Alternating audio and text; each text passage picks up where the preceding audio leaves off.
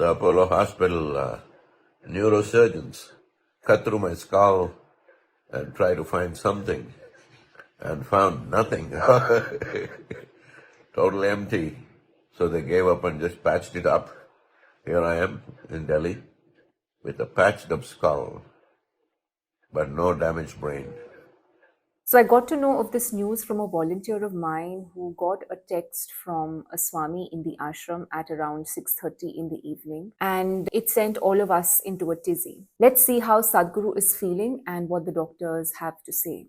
Sadhguru has just had a very life-threatening situation. He had headache for the last 4 weeks. The headache was very severe and he was, ignoring the headache and doing all because he wanted to do all his normal activities. He was resuming all his functions, all his meetings.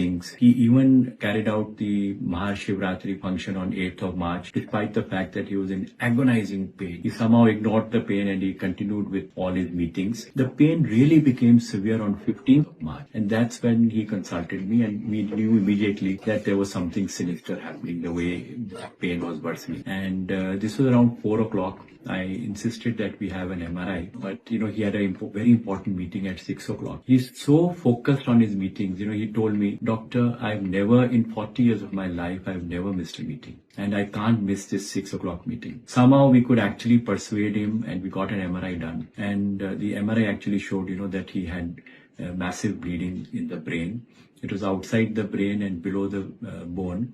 There was massive 2-time bleeding, some which had happened about 3 weeks back, one that had happened maybe 2 to 3 days back. But, we insisted that he gets admitted immediately, but because of his commitments, he just went ahead with his meeting at 6 o'clock without anybody getting to know that he was that unwell. Next day, he had a very important India Today conclave, which with lot of painkillers and sedation, he still attended that, and he, it was such a marvelous interview he gave.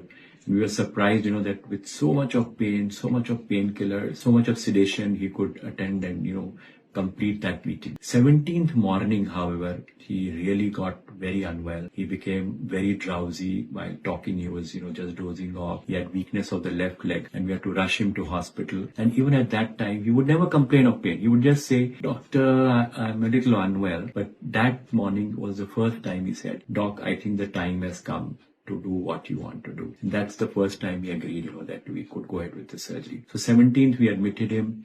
When we got the CT scan, there was life-threatening swelling in the brain. The brain was shifted to one side and he had become very dull, very confused, and the left leg had started to get weak. And we had to undergo an emergency surgery on him on 17th itself. We could get him off the ventilator post-surgery, and he has actually done extremely well, much beyond our expectation. And we were joking with him that we have done what we could, but you are healing yourself. So we are actually seeing the kind of improvement we are seeing is beyond our expectation. He is now extremely well. He is now back to his normal self. All his brain, body, and vital parameters are normal, and he's making a steady progress. I think he's probably healing himself more than what we can do for him. The team from Apollo Hospital, including neurologists, neurosurgeons, ICU care physicians, all the nursing staff, OT technicians, they all worked very diligently to ensure that we achieve the best possible outcome for Sadhguru. My first reaction was gutting, of course, and secondly, how hard would it be to imagine a world without Sadhguru? So for so many of us, our lives have started after Sadhguru. Like there is a before Sadhguru phase and there's an after Sadhguru phase. For so many of us, he's been the beacon of perspective, of clarity in our lives. For example, he came into my life when I was absolutely disillusioned. I didn't know what to do with my life. And he helped not just create that inward evolution, but also allowed me to choose a career option that continues to be my career option to this date, 7 years later. And I am, as many of you know, a certified Isha Hatha Yoga teacher.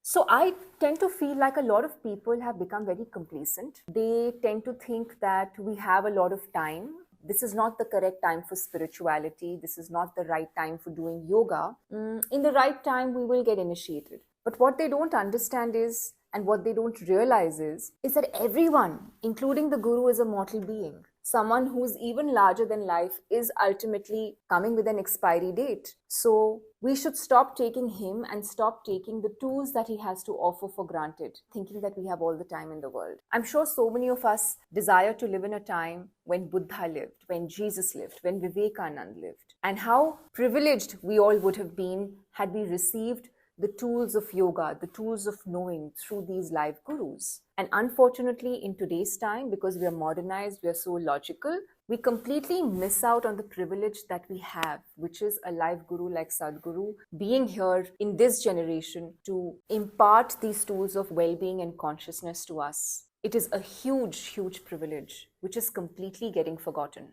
And I really hope that this episode is a clarion call for all of us to be on the path of yoga and not just learn the practice, but do the practices committedly every day as if our life were to depend on it.